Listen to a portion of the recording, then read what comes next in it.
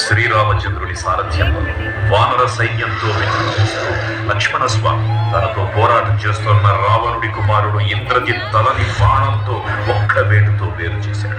ఇంద్రజిత్ మరణ వార్త విన్న రావణుడు ఆవేశంతో ఊపిపోయి ప్రతీకారం కోసం పాతాళలోకాధిపతి తన సోదరుడు అయినటువంటి మహిరావణుడి సహకారం కోరాడు.